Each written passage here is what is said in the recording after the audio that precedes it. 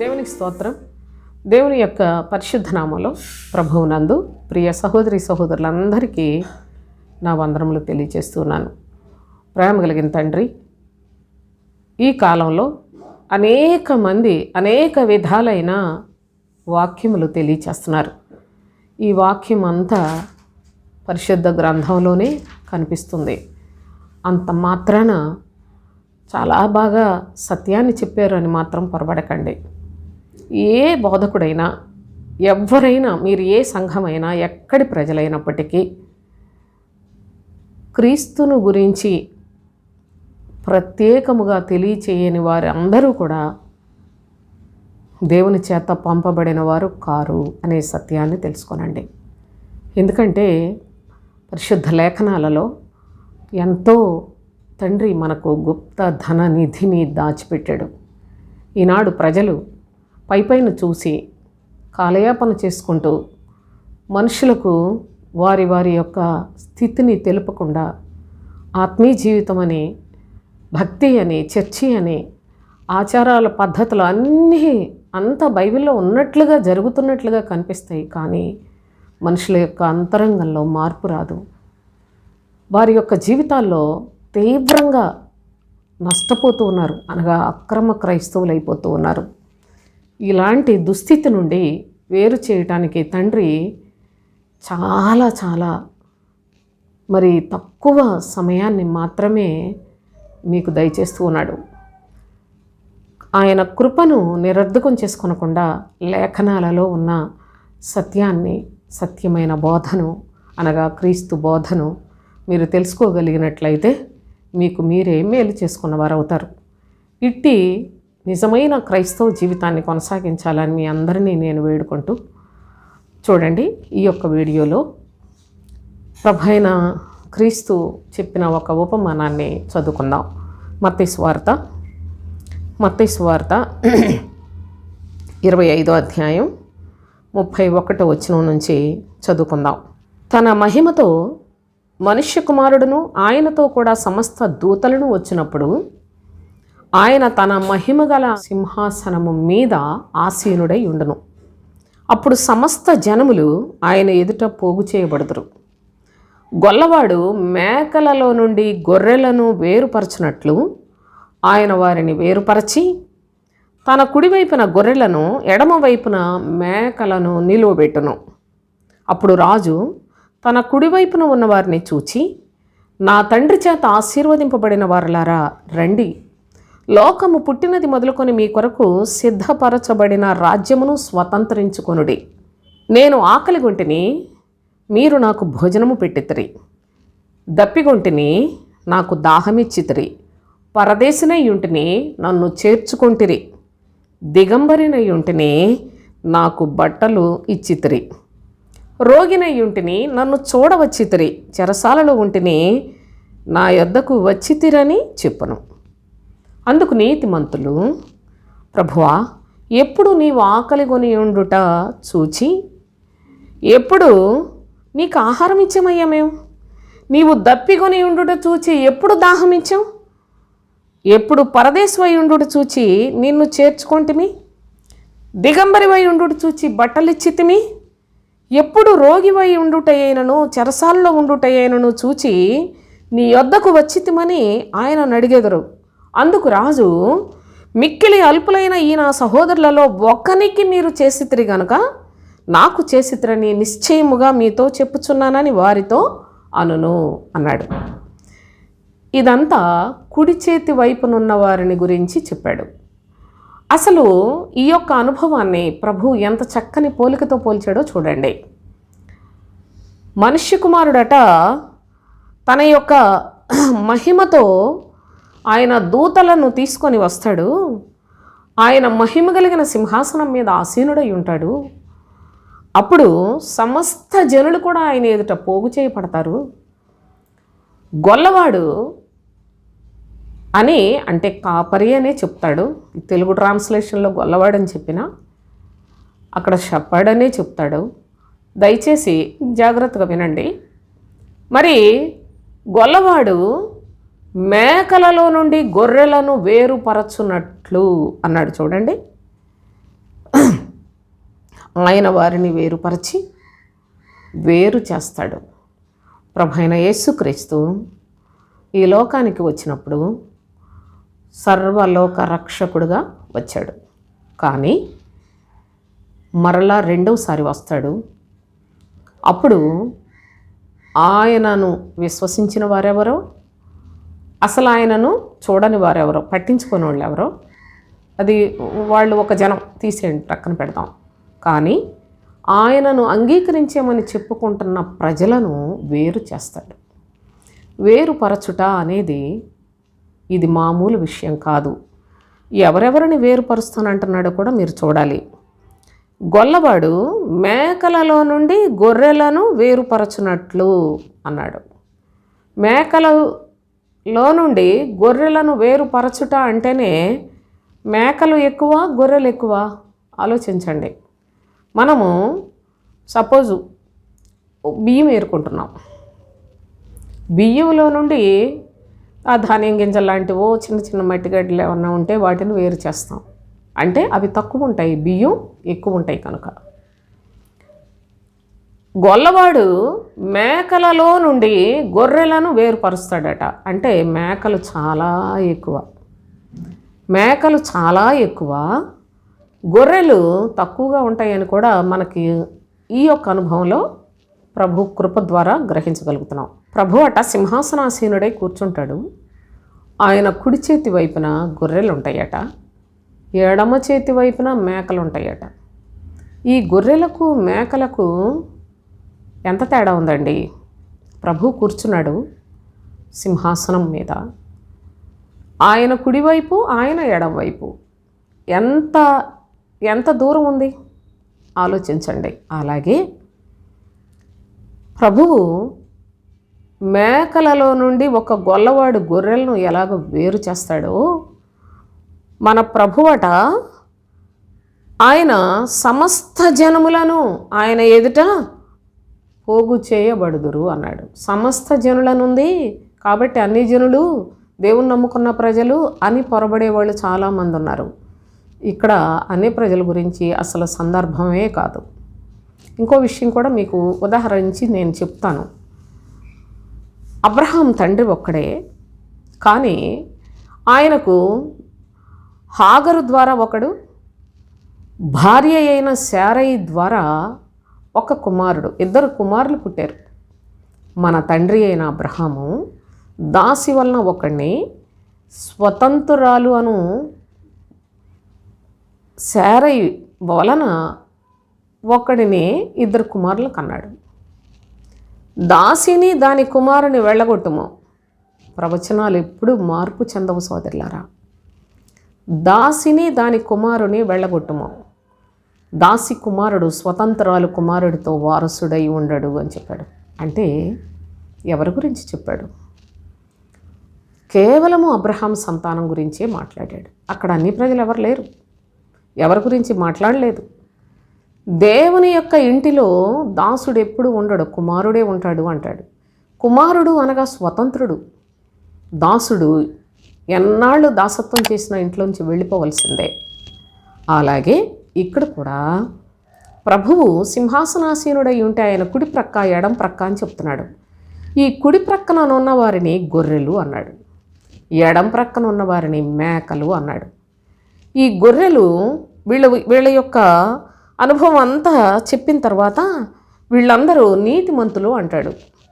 మీరు ఒకసారి ఆలోచన చేసినట్లయితే తండ్రి చేత ఆశీర్వదింపబడిన వారు అన్నాడు. వారి కొరకు ఒక రాజ్యమును సిద్ధపరచెను అని చెప్పాడు. అంతేకాదు, ఆ సిద్ధపరిచిన రాజ్యమును స్వతంత్రించుకొనుడి అని చెప్పాడు. దేవుని యొక్క భాష ఈ లోకంలో ఎంతమంది ఎన్ని తరాలు మారినా పూర్తిగా గ్రహించుట అసాధ్యమండి. అంత మర్మయుక్తమైన భాష సర్వజ్ఞాని అయిన దేవుని భాష. కనుకనే మనము జాగ్రత్తగా ఒకటి ఆలోచన చేసుకున్నట్లయితే ఆయన అంటున్నాడు, కుడి చేతి వైపున ఉన్న వారితో ఏం మాట్లాడుతున్నాడంటే, నేను ఆకలిగా ఉన్నాను, నేను దప్పిగా ఉన్నాను, నేను రోగినై ఉన్నాను, లేకుంటే నేను పరదేశినై ఉన్నాను, దిగంబరనై ఉన్నాను, ఎన్ని చెప్పాడో చూడండి. అప్పుడు నా అవసరతలు మీరు తీర్చారు అంటున్నాడు ప్రభు.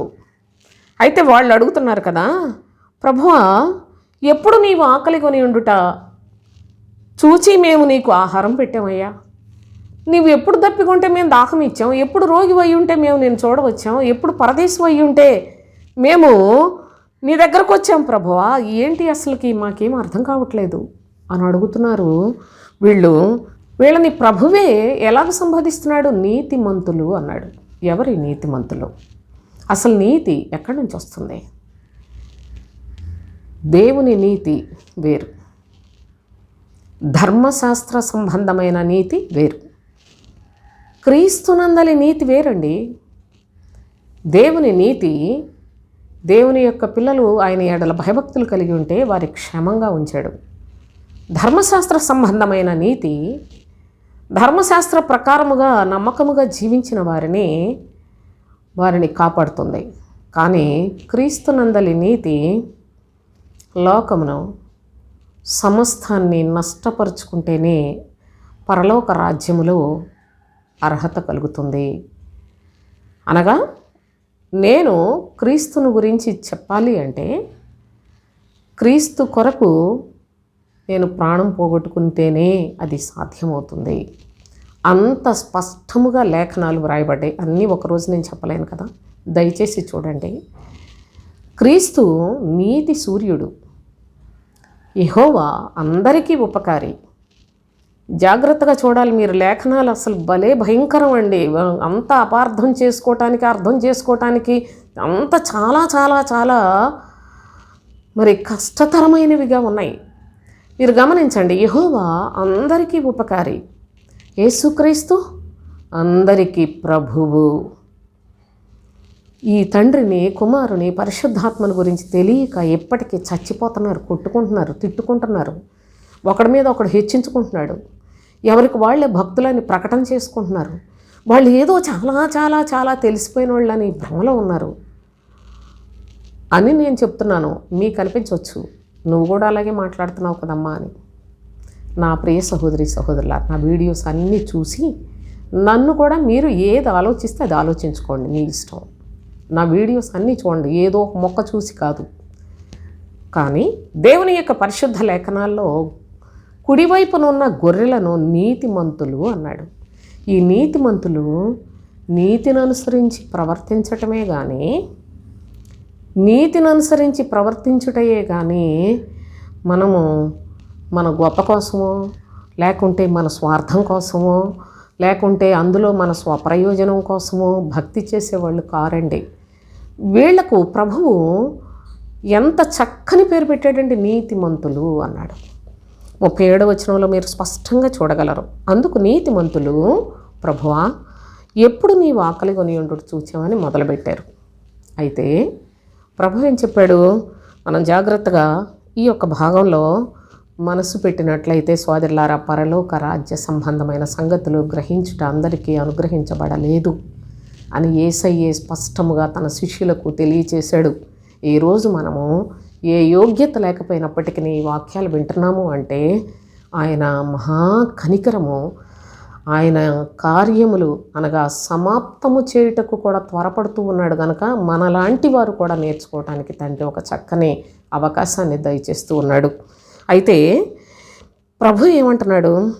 అందుకు రాజు 40వ వచనం చూడండి. మిక్కిలి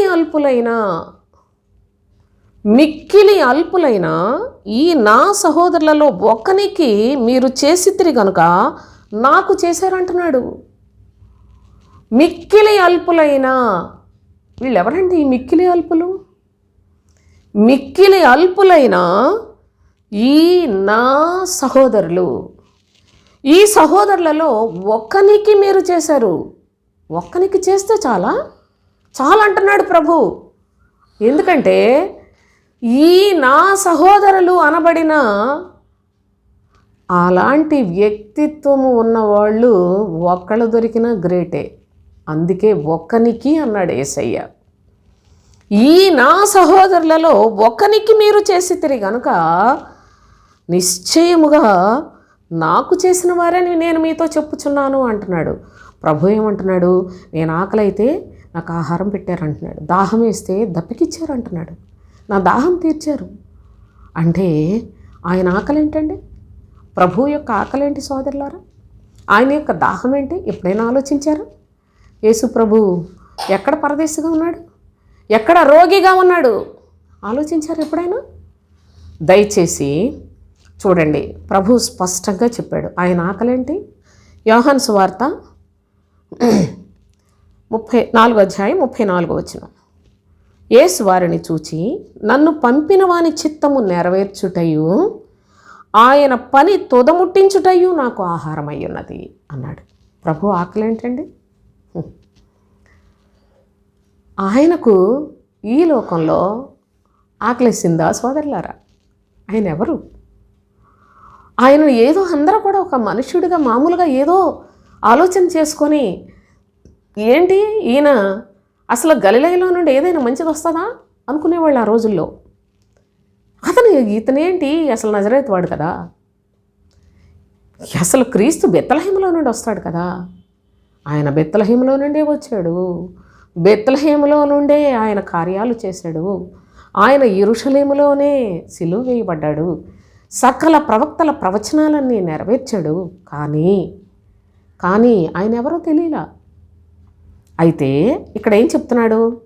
నాకు ఆకలేస్తుంది అని ఒకవేళ ప్రభు చెప్తే ఆయన ఆకలేంటో తెలుసా? నన్ను పంపిన వాని చిత్తము నెరవేర్చుటయు ఆయన పని తుదముట్టించుటయు నాకు ఆహారం అయ్యున్నది. ఇదే నా ఆహారం, ఇదే నా ఆకలి.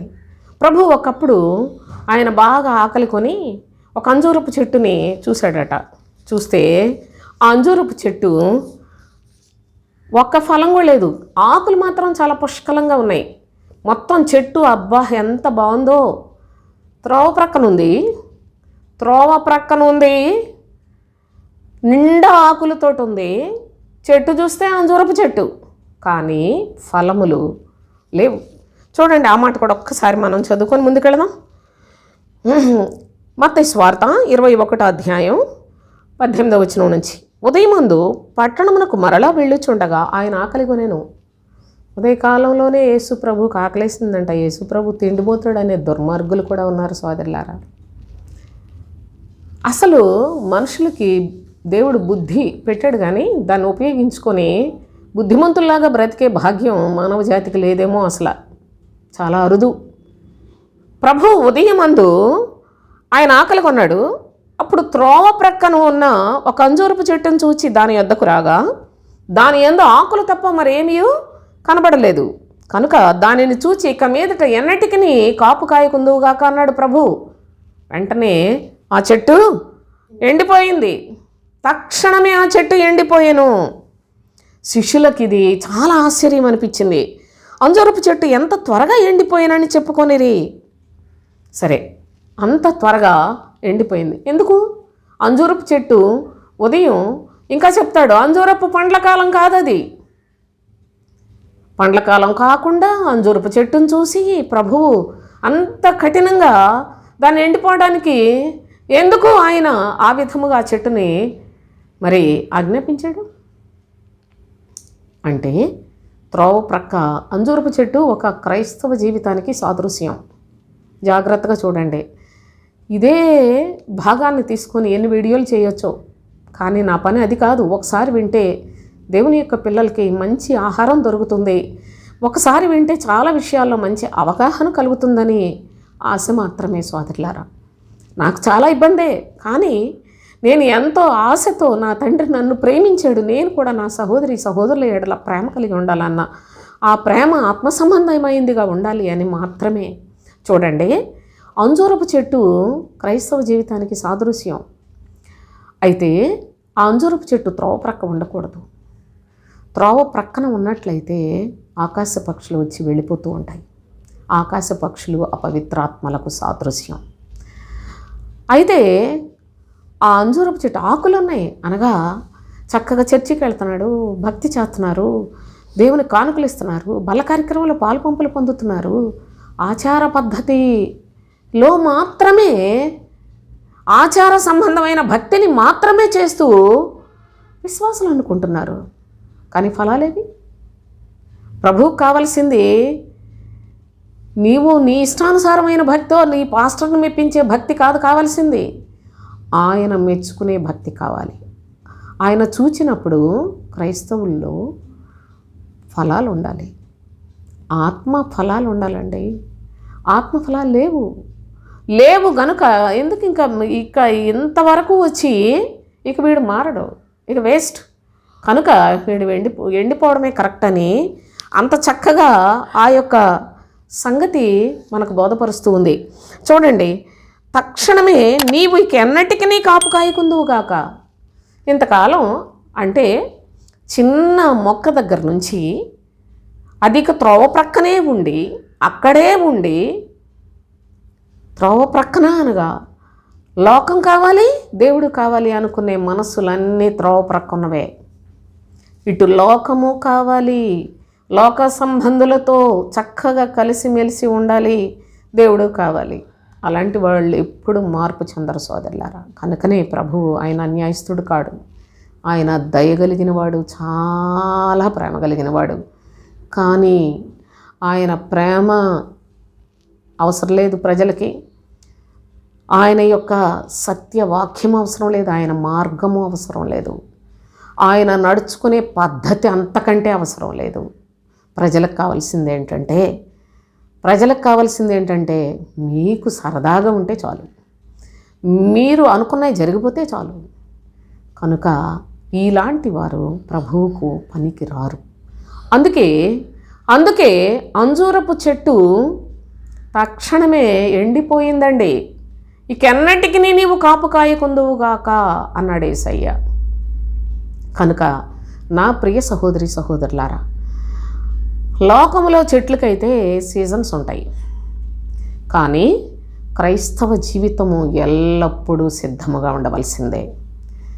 ఈవేళ ఒక రకంగా, రేపు ఒక రకంగా, ఎల్లుండి ఒక రకంగా నటన చేసేది కాదు క్రైస్తవ జీవితం. కనుక ప్రభు అంటాడు, నన్ను పంపిన వాని చిత్తము నెరవేర్చుటయే నాకు ఆహారమై ఉన్నది. ఆయనకి చాలా ఆకలేస్తుంది. దప్పి కొనుచున్నాను అంటున్నాడు ప్రభు. సిలువలో ఏమంటున్నాడు? దప్పి కొనుచున్నాను అన్నాడు. ఏమిచ్చారు? చేదు చిరకను ఇచ్చారు. చేదు చిరక అంటే నువ్వు ప్రాణం అలా వెలవెల కొట్టుకులాడుతున్నా కానీ మేము మారం. నా ప్రియ సహోదరి సహోదరులారా, ఆయన అప్పుడు కూడా ఇంకా దాహము కొని ఉన్నాను, ఇంకా నా దగ్గరకు నా మాటలు ఎవరైనా వినేవాళ్ళు ఉంటే వాళ్ళ కొరకు నేను రక్షణ ఇవ్వడానికి సిద్ధంగా ఉన్నాననే లాంటి ప్రేమ చూపించిన అసలు ప్రజలకు అది ఎక్కదండి. దేవుని యొక్క కృప అత్యంత కృప కలిగిన వాడుగా ఆయన మనకు మేలు చేయాలని ఆశించినప్పటికీ దాన్ని పొందటానికి యోగ్యత కలిగిన మనసులు లేవు. సోది మాటలకి ఒకళ్ళకొకళ్ళు గర్వపు మాటలతో రెచ్చిపోతుంటే వాటికి మనసు పెడతారు. కానీ వాక్యం నేర్చుకుందాం, వాక్యం విందాం, ఎక్కడన్నా సత్యవాక్యం దొరుకుతుందా అని ఆశించేవారు నేటి దినం బహు కరువైపోయారండి. నేను నా క్రైస్తవ జీవితంలో సోదరులారా, దేవుని యొక్క వాక్యం కొరకు నిజంగా ఎంత ఆశపడేదాన్నో, ఎంత ఆశించానో, ఎక్కడ దొరకలేదు. వాక్యం చెప్పిన వాళ్ళు కూడా బతుకులేరు అసలు. కనుక దేవుని యొక్క పాద సన్నిధి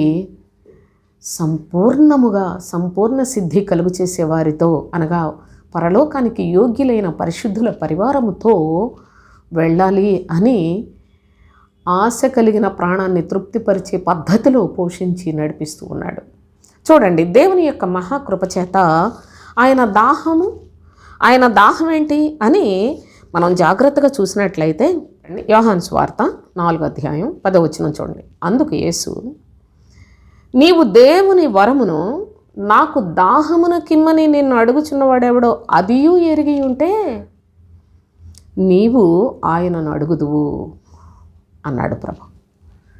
దేవుని వరమును చూడండి, మీరు మీ పరిశుద్ధ గ్రంథంలో దయచేసి చూడండి. దేవుని వరమును అని అక్కడ చిన్న డాష్ పెట్టాడు.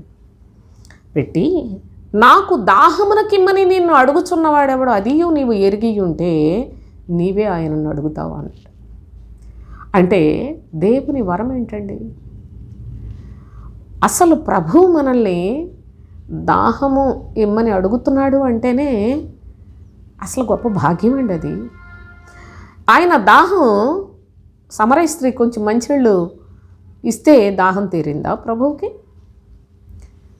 నా ప్రియ సహోదరి సహోదరులారా, చాలా జాగ్రత్తగా గమనించండి. దేవుని యొక్క లేఖనములలో అసలు ఎంత స్పష్టముగా తెలియచేస్తున్నాడంటే తండ్రి, ఆయన మనుష్యుల ఆత్మలు ప్రభువు వైపు త్రిప్పటమే ఆయనకు ఆహారము, దాహము కూడా. అలాగున నీతిమంతులు అనగా కుడివైపునున్న గొర్రెలు నీతిమంతులుగా వాళ్ళు అలాంటి పని చేశారట. మరి ఆయనను కలిగిన వారు కూడా ఏం చెప్పాడో తెలుసా? యోహాను సువార్తలో 7:38 చూడండి. నా యందు విశ్వాసం ఉంచువాడెవడో లేఖనము చెప్పినట్టు వాని కడుపులో నుండి జీవజల నదులు పారునని బిగ్గరగా చెప్పాడు. నా యందు క్రీస్తునందు విశ్వాసం ఉంచిన వారి యొక్క కడుపులో నుండి జీవజలములు వస్తాయండి. అవి మనుషులకు దాహము తీరుస్తాయి. విశ్వాసం ఉంచుట అనేది సోదరులారా చిన్న మాట కాదు. అది పరలోక సంబంధమైన నిరీక్షణతో కూడిన విశ్వాసము, నిరీక్షణ, ప్రేమ అవన్నీ చాలా అమూల్యమైన పదములు. వాటిని అందరూ విశ్వాసులు అలవాటు చేశారండి. తేలికైపోయినాయి సోదరులారా ఆ పదాలు. అవి చాలా చాలా విలువైన పదాలు, చాలా చులకనైపోయినట్లు సమాజంలో ఉపయోగిస్తూ ఉన్నారు.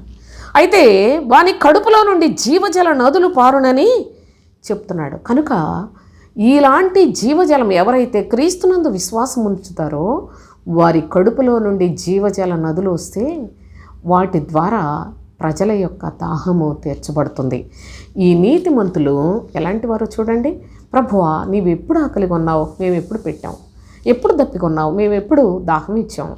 నీవు ఎప్పుడు మరి రోగివై ఉన్నావు, ఎప్పుడు నీవు పరదేశమై ఉన్నావు, మేము ఎప్పుడు నిన్ను చూడవచ్చాం ప్రభువా అని, నీవు ఎప్పుడు దిగంబరిగా ఉంటే బట్టలు ఇచ్చామని చెప్పేసి వాళ్ళు అడుగుతున్నారు. అనగా వాళ్ళు చేసిన నీతి క్రియలు వాళ్ళు ఆలోచించుకొని లేకపోయినట్లయితే ఏదో గొప్ప కోసం చేసిన వాళ్ళు కారు. కేవలము నా ప్రియ సహోదరి సహోదరులారా, ప్రభువునందు విశ్వాసం ఉంచిన వారు వారి యొక్క క్రియలు తాము నీతి క్రియలు చేస్తున్నామని కూడా తెలియనంత నీతి కలిగిన మనస్సుతో చేసిన వ్యక్తులండి. కనుకనే ప్రభువు ఆయన స్పష్టంగా చెప్తున్నాడు. అందుకు రాజు, మిక్కిలి అల్పులైన ఈ నా సహోదరులలో ఒక్కనికి మీకు ఇలాంటి నీతిమంతులు ఇంతవరకు మీ జీవితంలో మీకు తారసపడ్డారా? ఈ వాక్యాన్ని నేను చెప్తున్నాను. ఈ వాక్యం చెప్తున్నాను గనుక నేను నీతిమంతురాలు కానండి, దయచేసి ముందుగానే మీకు చెప్పేస్తున్నాను. నీతిమంతుల యొక్క లేక ప్రభువు కుడి చేతి వైపునున్న గొర్రెలలో చేర్చబడాలని ఆశించుచున్నదాననే కానీ మరి తెలియపోతే చేయలేం కదా క్రియలు. ఆ విధముగా ప్రభువు చేత బోధింపబడి నేర్చుకుంటున్నాను సోదరులారా. ఆ విధమైన ఆశతో బ్రతుకుతున్నాను. అయితే ప్రభు అంటున్నాడు, ఇలాగా ఈ వాక్యం చెప్తున్నారు, ఇలాంటి వాక్యాన్ని చెప్తుంది కనుక ఈమె మరి ఇలాంటి ఆవిడ అడ్రస్ తెలిస్తే ఇలాంటి మనిషికి ఏదన్నా సహాయం చేస్తే అని మీరు ఒకవేళ పొరపాటున ఆలోచిస్తారేమో. అలాంటి వాటికి నేను పాత్రురాలను కాను. సరే, ఇక్కడ చూడండి ఇంకా ఏం చెప్తున్నాడంటే ప్రభువు ఆ తరువాత ముందు మనం కుడి చేతి వైపున ఉన్న వారి గురించి చదువుకున్నాం కదా. ఇప్పుడు చూడండి 41 నుంచి. అప్పుడు ఆయన ఎడమ వైపున ఉండి వారిని చూచి, శపింపబడిన వారలారా, నన్ను విడిచి అపవాదికిని వాని దూతలకును సిద్ధపరిచిన నిత్యాగ్నిలోనికి పోవుడి అన్నాడు. ఈ ఎడం చేతి వైపున ఉన్నవారు శపింపబడిన వారట.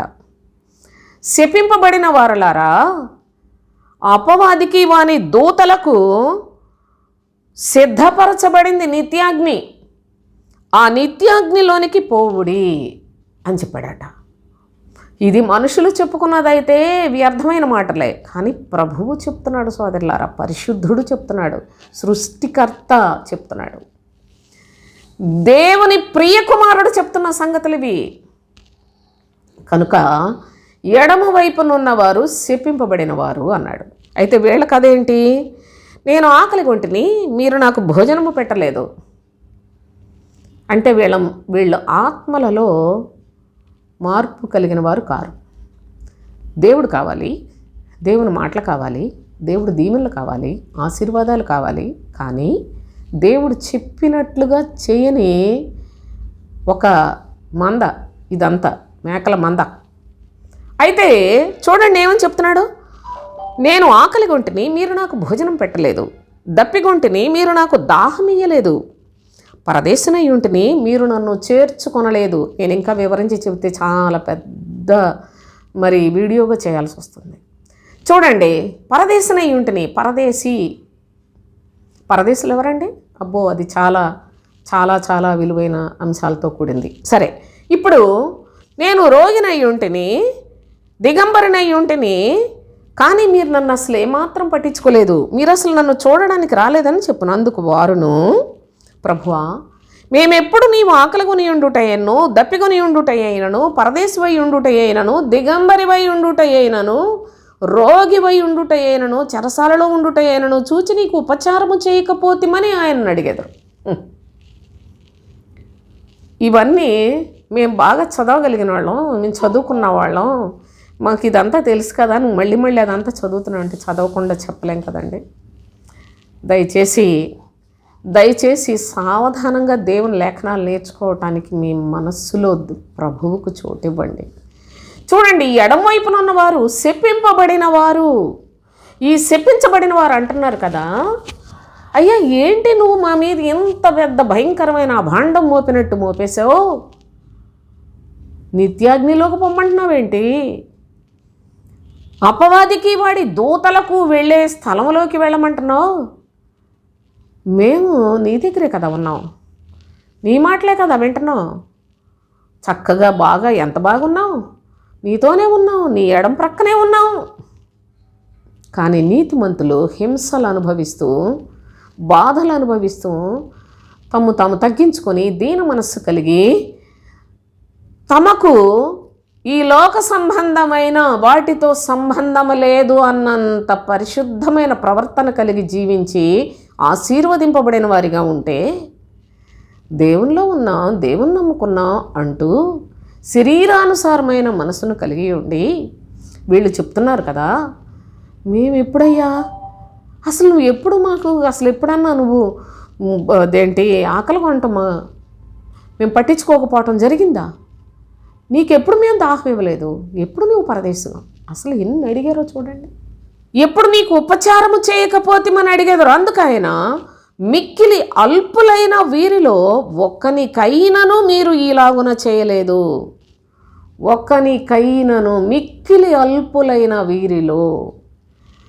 నా బోధను ప్రకటన చేస్తూ, నా సత్యాన్ని ప్రకటన చేస్తూ, నా కొరకు నష్టపరుచుకొని నేను పంపిన అపోస్తులు సర్వలోకములో ప్రకటన చేస్తూ ఉంటే, మీరు ఎక్కడికి వెళుతున్నారో అక్కడ వారికి క్రీస్తును ప్రకటన చేయమని చెప్తే ఎన్ని దెబ్బలు తిన్నారు, ఎన్ని హింసలు అనుభవించారు.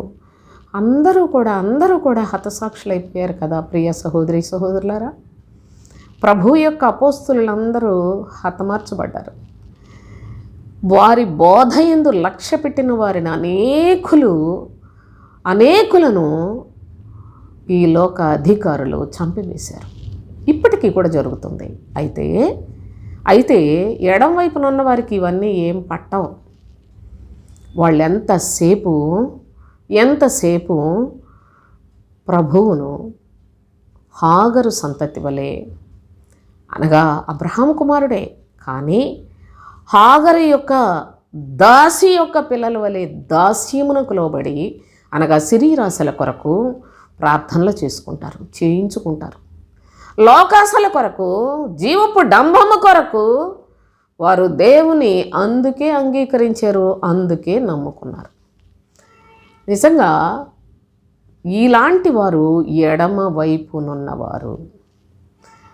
నా ప్రియ సహోదరి సహోదరులారా, ఈ మధ్య నేను ఒక సువార్త ఛానల్లో, ఎప్పుడు అంత సావధానంగా వినడానికి అవ్వదు, ఏదైనా వినే మనసు కూడా లేదు. ఎందుకంటే నేను అందరి విని వీళ్ళందరి ఒట్టి మాటలని నాకు అర్థమైపోయింది. మీకు కూడా బైబిల్లో అంత శక్తి ఉంటే మీకు కూడా చాలా స్పష్టంగా అర్థమవుతాయి. కనుక జాగ్రత్తగా అందుకే లేఖనాలు బాగా పరిశోధించండి. అయితే నేను ఒకటి విన్నాను, ఏమనంటే క్రీస్తు రాయబారి గారి కుమారుడట. చూడండి అసలు ఈ పిలుపులు చూడండి. ఆ కుమారుడు, ఆ రాయబారి గారి కుమారుడు చెప్తున్నాడు. మరి ప్రభువు ఎంత వింతగా వాళ్ళని నిత్యపాసములతో బంధించి పెట్టాడో నాకైతే తెలియదు. కానీ వాళ్ళు క్రైస్తవ సమాజాన్ని ఎంత మోసం చేస్తున్నారండి. క్రీస్తు రాయబారులు, అసలు క్రీస్తు అంటే అసలు ఆ పాస్టర్లకు అర్థం తెలుసు, నేను పేర్లు చెప్పను, అర్థమే తెలియదు. కానీ అసలు తిట్టాలని ఎంత కోపం వస్తుందో నాకు. అంటే అంత విలువైన బైబిల్ భాషను వీళ్ళకి ఎందుకు అన్వయించుకుంటారండి? పైగా ఆ దుర్మార్గులు, ఆ దుష్టులు వాళ్ళు ఏం చెప్పుకుంటున్నారో తెలుసా? ఆ ఎడమ వైపున ఉన్నవారు వాళ్ళు ఏం చెప్పుకుంటున్నారో తెలుసా? ప్రభువుకు ఎడమ చేతి ప్రక్కన ఉన్న వాళ్ళు వీళ్ళంతా. క్రీస్తు రాయబారి గారు మీకు ప్రార్థన చేసి, అంజూరపు పండును ప్రార్థన చేసి దానిని మీరు తీసుకున్నట్లయితే సంతానం లేని వాళ్ళకి సంతానం కలుగుతుందట. ఎంత మోసమండి అది అసలు. నిజంగా చెప్తున్నాను, ఈ పరిశుద్ధ గ్రంథంలో ఈ శరీర సంబంధులకు ఎన్ని శాపములు ఏర్పాటు చేశాడో అవన్నీ అనుభవించడానికి వీళ్ళు పరిగెడుతున్నారు. ఈ దొంగ బోధకులకు ఏమి రాసి పెట్టాడో, వీళ్ళందరూ కూడా ఏ విధంగా జనాలను మోసం చేస్తున్నారో, ఈ మోసగాండ్రకు గాఢాంధకారము ఇప్పటికే గాఢాంధకారములో భద్రపరిచేశాడు. వాళ్ళకి ఎప్పటికీ బయటికి రారు. ఇలాగూ వాళ్ళ దగ్గరికి వెళ్ళిన వాళ్ళని అందరినీ కొలపిచ్చి, ఒంటికి సుఖాల భోగాల పిచ్చి ఎవరికైతే ఉందో వాళ్ళే అలాంటి దొంగల దగ్గర నికృష్టమైన బ్రతుకులు బ్రతికి అంధకారంలోకి తోలివేయబడతారు. సోదరులారా, ఇంత భయంకరంగా క్రీస్తు రాయబారి అని అపోస్తులుడైన పౌలు కండి పేరు. అపోస్తులుడైన పౌలు క్రీస్తుకు రాయబారులమై ఉన్నామని ఆయన ఒక్కడే చెప్పుకోకుండా తన తోడి వారికి కలిపి మాట్లాడినట్లు తను తగ్గించుకొని మాట్లాడినంత పరలోక సంబంధమైన దీన మనస్సు కలిగిన మన అపోస్తులు ఎక్కడా? ఈ దుర్మార్గులు ఎక్కడండి? క్రీస్తు రాయబారులా వెళ్ళు. క్రీస్తు రాయబారి 3వ కుమారుడట. అబ్బా, ఏమి చెప్పుకుంటున్నారా మీరు? ఎవరిని మోసం చేస్తారు? దేవుని పిల్లలనా? లోకస్తులుగా లోకంలో మీరు మోసం చేస్తే పళ్ళు రాలగొడతారు. దేవుని పిల్లలు దేవుని నామంలో దిక్కు ముక్కు లేక దేవునికి ఆయన్ని ఆధారం చేసుకొని బ్రతికే పిల్లల్ని పాడు చేస్తారు. కనుక బాగా బాధ కలిగించే సంగతులు అవన్నీ కూడా చాలామంది ఉన్నారు. కానీ ప్రత్యేకంగా విన్నాను సోదరులారా, ఇది అంజూర పండు తెచ్చి ప్రార్థన చేస్తే పిల్లలు పుట్టేస్తారు, రోగాలు పోతాయి. ఎందుకు ఈ విధమైన మోసపు మాటలు చెప్తారు? దయచేసి నా బాధను కూడా కొంత అర్థం చేసుకోండి. చూడండి, ఇక్కడ ప్రభువు ఇలాంటి వారిని ఏమన్నాడు తెలుసా? శపింపబడిన వారలారా అన్నాడు. అందుకే మనం అది గ్రహించడానికే ఈ లేఖనాలు మనకి దయచేశాడు. మరి ప్రియ సహోదరి చాలా చక్కగా అమ్మ ఈ వాక్యం వివరించమని చెప్పారు. కనుక దేవుని యొక్క శ్రేష్టమైన సంగతులు క్రైస్తవ లోకాన్ని సర్వనాశనం చేస్తున్న అబద్ధ బోధకులు వలయం చాలా భయంకరంగా తయారైపోయింది. వాళ్ళ మోసాలు దేవుని అనుగ్రహం పొందినవాడే కానీ ఎవడో కూడా దానిలోంచి బయటికి రాలేడు సోదరులారా. కనుకనే ప్రభు అంటున్నాడు, మిక్కిలి అల్పులైన వీరిలో ఒక్కనికైనాను మీరు చేయలేదు కనుక నాకు చేయలేదు అన్నాడు. మన తండ్రి ఎక్కడా? ఈ పిచ్చి పాస్టర్లు ఎక్కడా? పరలోకపు తండ్రి తన ప్రియకుమారుని సిలువలో వేలాడుతుంటే చూచి ఆనందించిన ప్రేమ స్వరూపుడైన ఆత్మస్వరూపుడైన దేవుని యొక్క మహిమ కలిగిన లేఖనముల యొక్క సారం ఎక్కడా? ఈ దొంగ బోధకులు వీళ్ళ యొక్క చెడుతనం ఎక్కడ సోదరులారా? దయచేసి ఏ బోధకుడిని నమ్మకండి. ఆయా బోధలు చెప్పేవాడు దేవుని సంబంధ కాడా అని పరీక్షించే జ్ఞానాన్ని సంపాదించుకోనండి. నేను చెప్పట్లా, అపోస్తులు చెప్పారు. నేను చెప్పింది కాదు, అపోస్తులు చెప్పింది మీకు నేను జ్ఞాపకం చేస్తున్నాను. 1 యోహాను పత్రిక 4వ అధ్యాయం 1వ భాగంలోనే ఉంటుంది, చూడండి మీరు.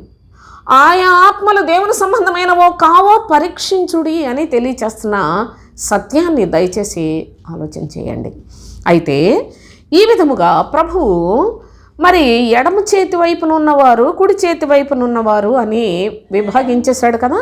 మనము ఈ విధముగానే అసలు ఈ కుడి చేతి వైపున ఉన్న అనుభవాల గురించి కొన్ని మనం జ్ఞాపకం చేసుకోగలిగినట్లయితే ఈ సందర్భంగా ప్రభు అయిన యేసుక్రీస్తు ఆయన శరీరధారిగా ఉన్నప్పుడు మత్తయి సువార్తలో 20వ అధ్యాయం 20వ వచనం నుంచి చూడండి. అప్పుడు జెబెదయి కుమారుల తల్లి తన కుమారులతో ఆయన యొద్దకు వచ్చి నమస్కారము చేసి ఒక మనవి చేయబోగా, నీవేమి కోరుచున్నావని ఆయన అడిగిన అందుకామె, నీ రాజ్యమందు ఈ నా 2 కుమారులలో ఒకడు నీ కుడి వైపున ఒకడు నీ ఎడమ వైపున కూర్చుండ సెలవిమ్మని ఆయన అడిగిందట. తల్లి ఎంత మంచి తల్లో చూడండి. కానీ సోదరులారా, ఏమడగాలో తెలియలా పాపం. ప్రభువుతో చాలా చక్కగా, అయ్యా నీతోటి ఒక మనవి చేసుకుంటాను, నా 2 కుమారులు నీ రాజ్యంలో. ఎవరు జెబెదయి కుమారులు? ఎవరు? యోహాను, యాకోబు. అపోస్తులులలో యోహాను, యాకోబు 2 ఎంత మంచి రత్నాలు పుట్టారో చూడండి ఆ తల్లికి. కానీ ఆమెకి ఏం అడగాలో తెలియలే. ఆవిడ వచ్చి అంటుంది, అయ్యా నీ రాజ్యంలో నా కుమారులు 2లో ఒకడు కుడివైపున ఒకడు ఎడమవైపున కూర్చోండి నువ్వు అంది. ప్రభు ఏమంటున్నాడు? ఇంత మంచి తల్లివి, నీకు అలాగే ఇస్తాను అన్నాడా? అనలేదు. అందుకు యేసు, మీరేమి అడుగుతున్నారో అది మీకు తెలియదు, మీరేం అడుగుతున్నారో మీకు తెలియట్లేదు అన్నాడు. అంతే. సరే, మీరు ఏం అడుగుతున్నారో తెలియదు అన్నాడు. నిజంగా ఎడం చేతి వైపున కుడివైపున ఎందుకు కూర్చుండాలి? అసలు ప్రభువు లేఖనాల్లో ఏం చెప్తున్నాడు? కుడివైపున ఉన్న ప్రాధాన్యత మామూలుది కాదు. ఎడం వైపు అంతా ఇక శాపమే సోదరులారా, శపించబడిన వారే. కుడివైపున ఉన్నవారు మాత్రమే ఆశీర్వాదానికి పాత్రులై ఉన్నారు, నీతిమంతులై ఉన్నారు. కానీ ఆవిడకి తెలియదు, అప్పటికి తెలియదు. కనుక ఆమె ఆ విధంగా అడిగింది. ఆ తర్వాత ప్రభువుతో కొంత మాట్లాడిన పరిస్థితులు కూడా మనం చూస్తాం. కానీ ఈ కుడివైపున ప్రాధాన్యతను మనం ఆలోచన చేసినట్లయితే కొన్ని అనుభవాలు మనం చదువుకుందాం ఈ సందర్భంగా. చూడండి, యోహాను సువార్తలో 21వ అధ్యాయం 5-6 వచనాలు చూడండి. యేసు, పిల్లలారా, భోజనమునకు మీ యొద్ద ఏమైనా ఉన్నదా అని వారిని అడగగా, లేదని వారు ఆయనతో చెప్పిరి. అప్పుడు ఆయన, దోనె కుడి ప్రక్కను వలవేయుడి, మీకు దొరుకునని చెప్పాను. దోనె కుడి ప్రక్కను ఎప్పుడు జరిగిన సంగతి ఇది? యేసుక్రీస్తు సిలువ వేయబడి 3వ దినాన తిరిగి లేచి ఆయన తన శిష్యులతో 40 దినాలు వారి మధ్యలో ఉండి వారికి బోధిస్తూ ఉన్నాడు. ఆ సందర్భంలో ఇక్కడ వాళ్ళు ప్రభు చనిపోయాడు కదా, మరి వాళ్ళు ముందు నుంచి చేపలు పట్టేవాళ్ళు కనుక వెళ్ళారు. వాళ్ళు వలలు వేసుకుంటున్నారు. అయితే అక్కడ కొంత సంభాషణ జరుగుతుంది. చేపలు పట్టబోతున్నారు వీళ్ళు. అయితే ప్రభు అంటాడు, సూర్యోదయం అవుచుండగా యేసు ధరిని నిలిచెను. అయితే ఆయన యేసు అని శిష్యులు గుర్తుపట్టలేదు. ప్రభు తిరిగి లేచిన ప్రభువు తమ బోధకుడే, కానీ ఆయనను వారు గుర్తుపట్టలేని పరిస్థితుల్లో ఉన్నారు.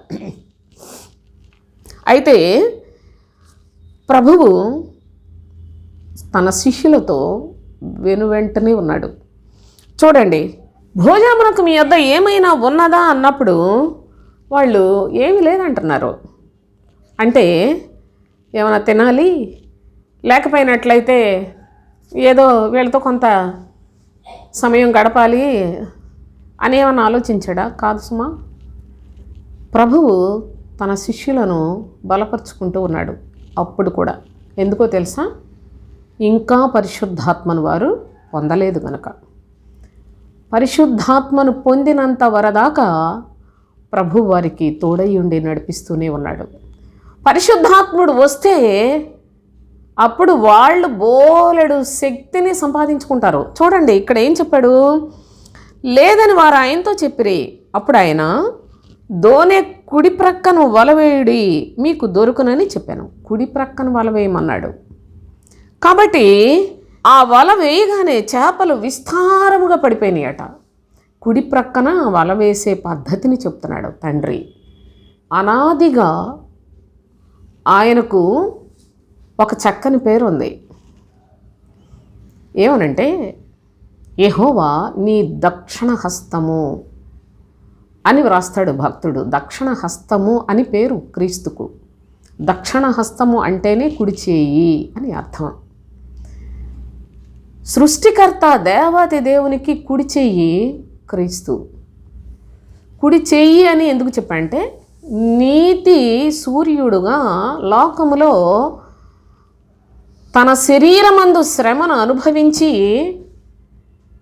నీతిమంతులను తయారు చేసుకునే పద్ధతిలో ఆయన బోధించి బోధకు తగినట్లుగా సాక్షిగా లోకంలోనికి వచ్చి పనిచేశాడండి. పనిచేశాడు. అందుకే నా తండ్రి పని తుదముట్టించుట నాకు ఆహారమైనదని చెప్పాడు. తండ్రి పని చాలా ప్రాముఖ్యమైన పని. అదేంటంటే, మానవ జాతిని దేవునికి విరోధంగా చేసిన అపవాది చేతి నుండి దేవుడు తన స్వరూపమందు తన పోలిక చొప్పున తన వారిగా చేసుకోవటానికి ప్రజలను ఆయన వైపు వారి హృదయములను త్రిప్పుటకు క్రీస్తు శరీరధారిగా లోకంలోనికి వచ్చాడు. కనుక చాలా పెద్ద పని అది. సమస్త సృష్టికి సంబంధించి నీ ఇంట్లో నీ పిల్లల్నే పెంచుకోలేవు. భర్తకి భార్య, 2 పిల్లలు ఉన్న ఇంట్లోనే ఒక నెమ్మది, సమాధానం, ఏదో సావధానంగా మాట్లాడుకునే విధానం ఉండదు. విస్తారముగా చేపలు పడ్డాయి కనుక వాళ్ళకి ఇదేదో వింత జరిగిందని గ్రహించారు. అప్పటి వరకు ప్రభు తమతో ఉన్నాడు అని వాళ్ళు గుర్తుపట్టలేదు.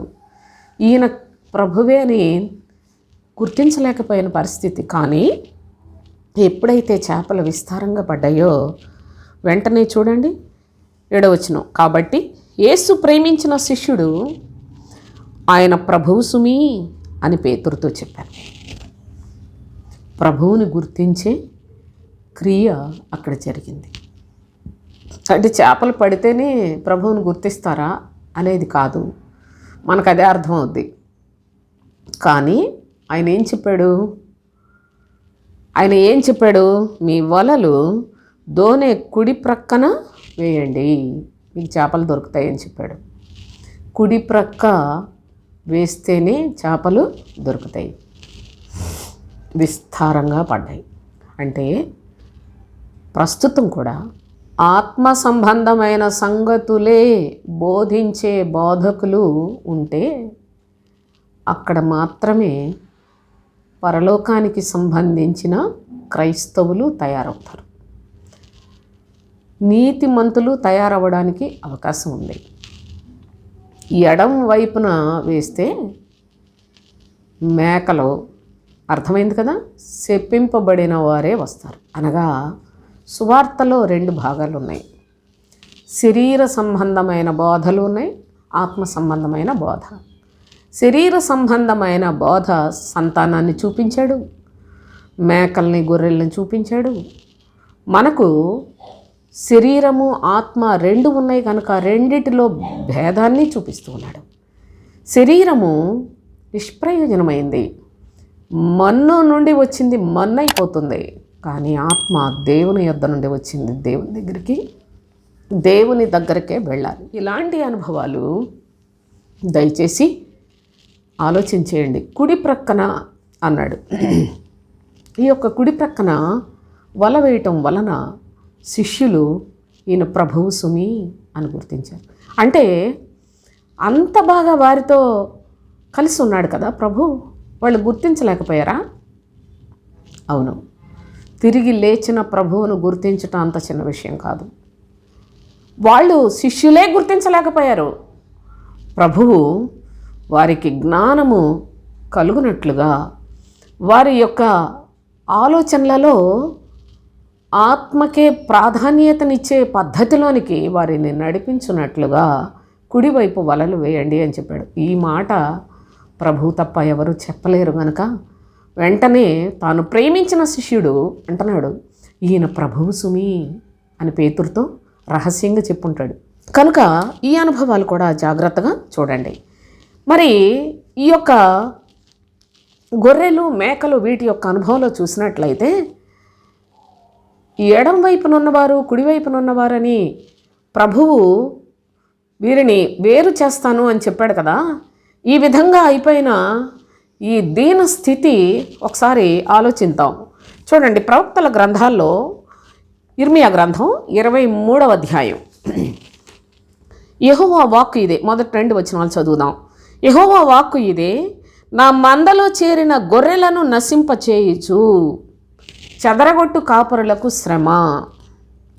నా మందలో చేరిన గొర్రెలుగా పాపం ఏం తెలియకుండా నా మందలోకి వచ్చేసారు. కానీ కాపరులు ఏం చేస్తున్నారో తెలుసా? ఈ గొర్రెలను నశింప చేస్తూ ఉన్నారు, చెదరగొడుతూ ఉన్నారు. వీరికి శ్రమ అని చెప్పాడు. ప్రవచన గ్రంథాలు సోదరులారా, ఇశ్రాయేల్ దేవుడైన యెహోవా తన జనులను మేపు కాపరులను గూర్చి ఇలాగ సెలవిచ్చుచున్నాడు, మీరు నా గొర్రెలను గూర్చి విచారణ చేయక నేను మేపుచున్న గొర్రెలను చెదరగొట్టి పారదోలితిరి. ఇదిగో మీ దుష్క్రియలను బట్టి మిమ్మల్ని శిక్షించబోచున్నాను అని చెప్పాడు. ఏం తెలియకుండా ఏదో చర్చికి వెళ్ళాం. వెళ్తే అక్కడ కాపర్ ఏం చేస్తున్నాడో తెలుసా? చెదరగొడుతున్నాడు, ఆత్మలను చంపుతున్నాడు. నశింప చేయుట అంటే ఏంటంటే చర్చికి వచ్చిన వాళ్ళని అంతా ఏదో ఒకటి మంట పెట్టేయట్లేదు, వాళ్ళ ఆత్మలను చంపుతున్నారు. ఆత్మ నాశనం చేసేది ఏంటంటే ఈ కాపర్లు, ఈ పాస్టర్లు ఆత్మలని నాశనం చేస్తున్నారు. అనగా వాళ్ళకి ఆత్మ సంబంధమైన సంగతులు చెప్పకుండా కేవలం శరీర సంబంధమైన భాషతోనే బోధకులు బయలుదేరిపోయారు కనుక వీళ్ళ వలన ప్రజలందరూ నశించిపోతున్నారు, చెదరగొట్టబడుతున్నారు. అయితే ప్రభు అంటున్నాడు, ఇశ్రాయేలును గూర్చి ఇలాగ సెలవిస్తున్నాడు. అనగా దేవుని యొక్క ప్రజలను గూర్చి ఆయన ఏం చెప్తున్నాడంటే, మీరు నా గొర్రెలను గూర్చి విచారణ చేయక నేను మేపుచున్న గొర్రెలను చెదరగొట్టి పారదోలుతురి. నా పిల్లలయ్యా వాళ్ళు, మీరెందుకు వాటిని చెదరగొడుతున్నారు, నాశనం చేస్తున్నారు, తోలివేస్తున్నారు అని పారదోలుతున్నారు అన్నాడు. అసలు ఇదిగో మీ దుష్క్రియలను బట్టి మిమ్మల్ని శిక్షించబోచున్నాను అని చెప్తున్నాడు. అసలు ఈ దొంగ కాపర్లకు అన్ని శిక్షలే. దేవుని దగ్గర వాళ్ళకి అసలు చోటే లేదు. కానీ మనుషులను మోసం చేయటంలో దేవుని స్థానాన్ని పొందుకొని అంతగా గౌరవ మర్యాదలు పొంది దేవునికి ఇవ్వవలసిన అసలు జీతాన్ని ఇవ్వకుండా మనుషుల మధ్యలో చాలా చాలా కుయుక్తితో బోధకులైపోయారు. చూడండి ఇంకా ఏం చెప్తున్నాడు, మరియు నేను వాటిని తోలివేసిన దేశములన్నిట్లో నుండి నా గొర్రెల శేషమును సమకూర్చి. నా ప్రియ సహోదరి సహోదరులారా, ఆ విధముగా గొర్రెల శేషముగా ప్రభు కృపకు పాత్రురాలైందాన్నే నేను కూడా. ఏదో చర్చికి వెళ్ళాం దేవుని యొక్క విషయాలు నేర్చుకుంటాను కానీ ఆశతోటి ఎన్నో ఇబ్బందులు, ఎన్నో శ్రమలు, శోధనల్లో ఆయన దర్శించి బలపరిచి నాకు వాక్యాలు ఎప్పటికప్పుడు నా కళల్లో పలానా వాక్యం చదవమని చెప్పి నన్ను పోషించుకుంటా వస్తే నేనేదో మరి చర్చి ఎక్కడ దగ్గరలో ఉంటే వెళ్తున్నాం కదా, వెళితే అక్కడ పారదోలుతూ చెదరగొడుతూ నా ఆత్మకు నాశనము కలుగు చేసే పద్ధతిలో ఉంటే నా ప్రభువు ఎక్కడ పాడైపోతారోనని ఆయన గొర్రెల శేషమును సమకూర్చుకున్న ఆ గొర్రెలలో చేర్చబడిన ఆ కృపను తండ్రి నాకు, నా కుటుంబానికి దయచేసి ఉన్నాడు. అయితే ఈ విధముగా వీరి దుష్క్రియలు అన్నాడు. చాలా దుష్టమైన క్రియలు చేస్తూ ఉన్న కాపరులు వీళ్ళు గొర్రెల్ని నాశనం చేస్తూ ఉన్నారు. అంతేకాదు ప్రవక్త అయిన యెహెజ్కేలు ద్వారా కూడా తండ్రి అయిన దేవుడు ఒక సంగతిని చెప్తున్నాడు. చూడండి, యెహెజ్కేలు గ్రంథం 34వ అధ్యాయం 2వ వచనం చూడండి. 2 నుండి, నరపుత్రుడా, ఇశ్రాయేలీయుల కాపరులను గూర్చి ఈ మాట ప్రవచింపుము. కాపరులను గూర్చి ప్రత్యేకంగా వ్రాయబడిన ప్రవచనాలు ప్రవచింపుము. ఆ కాపరులతో ఇట్లనము, ప్రభువు యెహోవా సెలవిచ్చినదేమనగా, తమ కడుపు నింపుకొని ఇశ్రాయేలీయుల కాపరులకు శ్రమ. ఈ కాపర్లు ఈనాడు పాస్టర్లు అంటున్నారు, మాకు కడుపు కొడుతున్నాడు. కడుపు కొట్టడం ఏంటి? ఒకడు కడుపు కొట్టేలాగా అంత దద్దమ్మల్లాగా దేవుని సేవ చేస్తున్నారా? ఎంత కసిగా దేవుని యొక్క లేఖనాలు మాట్లాడుతున్నాను సోదరులారా. ఎందుకంటే అసలు దేవుని సేవకులేనా వీళ్ళు? దేవుని పనికొచ్చారా? ఎవరి దయా దాక్షిణ్యాలతోటి బ్రతకడానికి దేవుని సేవలోకి చొరబడిపోయారు? వీళ్ళకి ఒక నెలకు ఒక 5,000 రూపాయలు పడేస్తే వాటి కోసం ఆశించి క్యూలు కట్టి వెళతారా? మరొకడు అంటాడు వీళ్ళని గురించి, ఎన్నో కష్టాలు పడే సేవకులు మేము చూస్తున్నాం, వాళ్ళకి పావలాలు 10 రూపాయలు వస్తాయి. అంత కష్టపడి వాళ్ళు పల్లెటూరుల్లో సేవ చేస్తున్నారు. అలాంటి వాళ్ళు వాళ్ళకు వచ్చేది కూడాని పోగొడుతున్నారు అని వాళ్ళల్లో వాళ్ళే చచ్చిపోతున్నారు. గవర్నమెంట్ వాళ్ళు ఇచ్చే ఒక 5,000 రూపాయలు పాస్టర్లకు ఇచ్చినందుకు అవతలేపు అనేక మంది తిడుతున్నారు. పాస్టర్ పని అనేది మా గొడవల్లో తీసుకొని వెళ్ళిపోయి మీ పాస్టర్లకు ఇచ్చేసారు అనేస్తానని ఎన్నో వింటున్నాము సోదరులారా. ఎందుకండి? ఆ గుళ్ళల్లో నుంచి తెచ్చింది కాకపోతే రోజు 3 పూటలు తినేది 1 పూట తినండి. బ్రతికినన్నాళ్లే ప్రభు పని చేద్దాం. నిజంగా లక్షలు కోట్ల రూపాయలు పెట్టి అలాగా కుప్పలు సూట్లు బూట్లు అన్నీ పోగేసేసుకొని వాటన్నిటితోటి మీరు దేవుని సేవకులు అనిపించుకుంటున్నారా? ఇది నీచమైన బ్రతుకు కాదా? ఏ ప్రవక్తలు కానీ ఏ అపోస్తులు కానీ మీకు అసలు ఇలాంటి పాస్టర్లను అసలు ఎలాంటి మీరు అనుభవించే మీరు ఎదుర్కొనే ఇలాంటి పిచ్చివాక్యాలు చెప్పుకొని బ్రతికారా? వాళ్ళు ప్రాణాలు పోగొట్టుకున్నారు సోదరులారా. ఏ ఒక్కరూ కూడా లోకంలో శరీరమందు సుఖము అనుభవించలా. శరీరమందు సుఖము అనుభవించే వీళ్ళందరూ ఆ ధనవంతుల్లాగా వెళ్ళిపోతారు ఖచ్చితం. దీనికి ఏం తిరుగులేదు. అసలు పరిశుద్ధ గ్రంథంలో ఇలాంటి విషయాల్లో ఎక్కడైనా ఎప్పుడైనా ఎవరైనా పాస్టర్లు అంటే ఊరికి గింజుకుపోతున్నారు. పాస్టర్లు చక్కగా శరీరంలో చక్కగా కనబడకూడదంటేనే చచ్చిపోతున్నారు ఈ పిచ్చి క్రైస్తవులు. బైబిల్లో చెప్పిన మాట కూడాని మీరు లక్ష్య పెట్టరా? ఇంకేం నేర్చుకుంటారు? మీకు అసలు దేవుడు కావాలా? మీకు మీ పాస్టర్లను అలా పొగుడుకొని తిరగండి. ఒక దినం గుండె బద్దలైపోయేలాగా విలాపం ప్రలాపంతో వీధులంటే పరుగులాడతారు. ప్రభు అక్కర్లేదా మీకు? యేసుక్రీస్తు సిలువలో వేలాడుతుంటే చూసి మీకు బాధ రాలేదా? అయ్యా నా నిమిత్తం చచ్చిపోయావు ప్రభు అని చెప్పేసి దొంగేడుపులు ఏడ్చడానికేనా భక్తి అనేది? నా ప్రియ సహోదరులారా, దూషించట్లేదు, నేను గ్రహిస్తారని చెప్తున్నాను. దేవుని యొక్క ప్రేమను తెలుసుకోండి.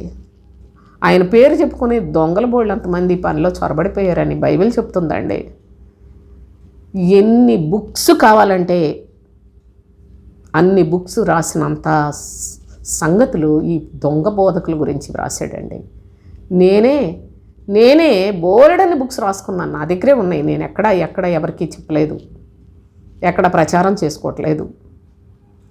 నా ప్రియ సహోదరులారా, దేవుని యొక్క శ్రేష్టమైన లేఖనాలు ఎంతో అమాయకంగా ప్రభువుని అంగీకరించి ఆయన సన్నిధికి వెళ్ళి బైబిల్ పట్టుకొని వచ్చిన ప్రతి ఒక్కళ్ళకి అమ్మో ప్రభు సేవకులని, ప్రభు మనుషులని, ప్రభు ఆయన చెప్పినట్టుగా వాళ్ళందరికీ అన్నీ చూడాలని అలాగూ తెలిసి తెలియని అజ్ఞానంతో బ్రతికిన దాన్నే నా తండ్రి నన్ను కనికరించి ఆయన మహాకృపను అనుగ్రహించి ఆయన సముఖములో సత్యమును బయలుపరిచి బోధపరిచి అది విశ్వసించే హృదయాన్ని ఇచ్చి నడిపిస్తున్నాడు సోదరులారా. కనుక ఇక్కడ ఏం చెప్తున్నాడు? ఇశ్రాయేలీయులు కాపరులారా, కడుపు నింపుకోవటానికి దేవుని పనికొచ్చారా? సిగ్గులేదు. కూటి కోసం దేవుని పని చేస్తారా? 4 డబ్బులు సంపాదించుకోవటం కోసం దేవుని పని చెయ్యాలా? కష్టపడి బ్రతకటం అది ఇష్టం లేదు. సమాజంలో గొప్పగా గౌరవాలు పొందటానికి, సమాజంలో అయ్యగారులు అనిపించుకోవటానికి సిగ్గులేని బ్రతుకులు బ్రతుకుతున్నారా? చూడండి ఎలా చెప్పాడు. తమ కడుపు నింపుకొని ఇశ్రాయేలు కాపరులకు శ్రమ అంటున్నాడే ప్రభు. ఆ శ్రమ వచ్చిన రోజు ఎక్కడ దూరుతారు వీళ్ళంతా? ఎక్కడ దాక్కుంటారు? సోదరులారా, కాపరులు గొర్రెలను మేపవలను కదా. క్రొవ్విన గొర్రెలను వధించి క్రొవ్వును తిని బొచ్చును కప్పుకుందరు. కాస్త 4 రూపాయలు ఉన్నవాళ్ళు అలాగా వాళ్ళని పొగుడుకుంటా, వాళ్ళని గొప్ప చేసుకుంటా, వాళ్ళ వెనకాల తిరుగుకుంటా, వాళ్ళనే అయ్యగారులు అమ్మగారులు అనుకుంటే దౌర్భాగ్యం. ఇదా దేవుని యొక్క సేవ? కాపరులు గొర్రెలను మేపాలి అంటే దొంగ వేషాలు వేసే వాళ్ళకి, దొంగ బోధలు చెప్పే వాళ్ళకి వీళ్ళకెక్కడ ఉంటుందండి? వీళ్ళకెక్కడ ఉంటుందా సత్తా? నా ప్రియ సహోదరి సహోదరులారా, వీళ్ళు చేసే భయంకరమైన దుర్మార్గపు కార్యాలను గురించి చెప్తున్నాడు ప్రభు. క్రొవ్విన గొర్రెలను వధించి క్రొవ్వును తిని బొచ్చును కప్పుకొందరు కానీ గొర్రెలను మేపరు. బలహీనమైన వాటిని మీరు బలపరచరు, రోగముగల వాటిని స్వస్థపరచరు, గాయపడిన వాటికి కట్టుకట్టరు, తోలివేసిన వాటిని తోలుకొని రారు, తప్పిపోయిన వాటిని వెతకరు. అది మాత్రమే కాదు, మీరు కఠిన మనస్కులై బలాత్కారముతో వాటిని ఏలుదురు. ఈ కఠిన మనసున్న కాపరులు నీ పాస్టరా? ప్రభువు కఠిన మనసు కలిగిన వాడా అని పిలుస్తుంటే అయ్యా అయ్యగారు అని పిలుచుకుంటున్నారా? కడుపు నింపుకునేవాడు అనేసరినని ప్రభువు మాట్లాడుతుంటే అయ్యగారికి లేకపోతే మరి ఎలాగండి? మనం చేయకపోతే ఎలాగండి? ఇదా మీ భక్తి? వాళ్ళని పెంచడానికి యేసు ప్రభువుని నమ్ముకున్నావా? వాళ్ళ మీద జాలిపడ్డానికి లేకపోయినట్లయితే వాడు నిన్ను పొగుడుతాడని అమ్మగారు గుప్పిలు విప్పిందంటే బోల్డని ఇచ్చేస్తుంది. అయ్యగారు నిజంగా ఎంత ఉదారమైన మనసు అనగానే పొగిడేస్తున్నారని చెప్పేసి వాళ్ళు కక్కింది తినటానికి వెళ్తున్నారా? అసహ్యమైన భాష బైబిల్లో ఉంది, నేను చెప్పలా. వారు భోజనపు బల్లల నిండా వాంతి కల్మషం. అదే కదా మీకు పెడుతున్నారు. కనుక దేవుని యొక్క లేఖనాలు జాగ్రత్త. ప్రభు చెప్తున్నాడు, కాపరుల వలన గొర్రెలు చెదిరిపోతున్నాయి, నశించిపోతున్నాయి. అంతేకాదు బలహీనమైపోతున్నాయి. రోగం వచ్చేసింది. ఈ రోగం వచ్చిన వీటికి ఏం చేస్తాయి? ఇంకా ఆ సోది మాటలకు అలవాటు పడిపోతాయి, నెమ్మదిగా మేకలైపోతాయి, శరీర సంబంధులు అయిపోతారు. ఇంకా స్వస్థతలో, దీవెనలో, పిల్లలు, ఇంకా ఇల్లు కట్టుకోవటాలు, లేకపోయినట్టయితే చాలా చాలా నీచమైన కార్యాలు. ఇవన్నీ నాకు అసలు వాటి గురించి అంత డీప్గా కూడా నాకు తెలియదు కూడా సోదరులారా. ఎందుకంటే అలాంటి వాటి కోసం నేను ప్రార్థన చేయను. మా సంఘంలో ఉన్న వాళ్ళు ఎవరూ కూడా అలాంటి వాటికి ప్రార్థన చేయమని మమ్మల్ని అడగరు, వాళ్ళు చేసుకోరు. కేవలము ఆత్మస్వరూపుడైన ప్రభువును ఆత్మతో సత్యముతో ఆరాధించే పద్ధతిలోనే పరిశుద్ధతను కలిగి జీవించుటకు, కుడి చేతి వైపున చేరుటకు మాత్రమే ఆశతో ప్రయాణాన్ని కొనసాగిస్తూ ఉన్నాం. కనుక దేవుని యొక్క శ్రేష్టమైన సంగతులు ఆలోచించండి. గొర్రెలు పాడైపోవటానికి, గొర్రెలు చెదిరిపోవటానికి ఎవరి కారకులో ఆలోచించండి. అంతేకాదు అసలు గొర్రెలు కాకుండా మేకలుగా తయారు చేసేది కూడా ఈ పాస్టర్లే. ఇలాంటి వాడు ఏం చెప్తాడు? ఏం వాక్యం చెప్తాడు? దేవుని నమ్ముకొని వచ్చిన వారిని అసలు ఎప్పుడైనా గొర్రెకి గొర్రె పుడుతుంది, మేకకి మేక పుడుతుంది కదా. కానీ విచిత్రం ఏంటంటే దేవుని నమ్ముకొని వస్తారు, దేవుడు మనకు కాపరిగా ఉన్నాడు, ఆయన నమ్ముకొని వస్తారు, ఒక అబద్ధ బోధకుడు చెప్పినట్లు వింటారు. అంటే మీరు గొర్రెలుగా వచ్చే అవకాశాన్ని తండ్రి ఇచ్చినా మేకలైపోతున్నారు, శరీర సంబంధులు అయిపోతున్నారు. అలాంటి వాటిని బోధించకుండా సత్యాన్ని ప్రకటన చేసే సంఘం అనుకోండి, అక్కడ ప్రజలు కూడా ఇష్టమైతే ఉంటారు, లేకపోతే పోతారు. ప్రజలు కూడా ఆత్మ సంబంధులుగానే తయారవుతారు. కనుక ఈ విషయాన్ని కూడా మీరు చాలా జాగ్రత్తగా మనసులో పెట్టుకోనండి. ప్రభు యొక్క కార్యములు మరి కొన్ని అనుభవములు మనం జ్ఞాపకం చేసుకోగలిగినట్లయితే, దేవుని యొక్క ప్రియకుమారుడుగా వచ్చిన యేసయ్య ఈ లోకంలో ఆయన చెప్తాడు, యోహాను సువార్త 10వ అధ్యాయం 14వ వచనంలో, నేను గొర్రెలకు మంచి కాపరిని అన్నాడు. అందుకే క్రీస్తు బోధయందు లక్ష్యముంచువారు మాత్రమే క్రీస్తు సంబంధులై కుడి చేతి వైపు వారుగా తయారవుతారు. ప్రభు ఏం చెప్పుకున్నాడు? యోహాను సువార్త 1వ అధ్యాయం 29వ వచనంలో మీరు చూసినట్లయితే, ఆయన లోక పాప భారమును మోసుకొని పోవు దేవుని గొర్రెపిల్ల. మన ప్రభువు గొర్రె పిల్లగా ఈ లోకంలోనికి వచ్చి లోక పాప భారములన్నిటినీ మోసి సిలువలో మన కొరకు ప్రాణం పెట్టి గొర్రెలకు మంచి కాపరి అయ్యాడు. ఆయన స్వరం వినిపించదా? ఆయన స్వరాన్ని వెతుకోవద్దా? ఆయన స్వరం ఎక్కడ దొరుకుతుందా అని ప్రయాసపడొద్దా? ఇరుకు ద్వారములో ప్రవేశించాలని పోరాడొద్దా?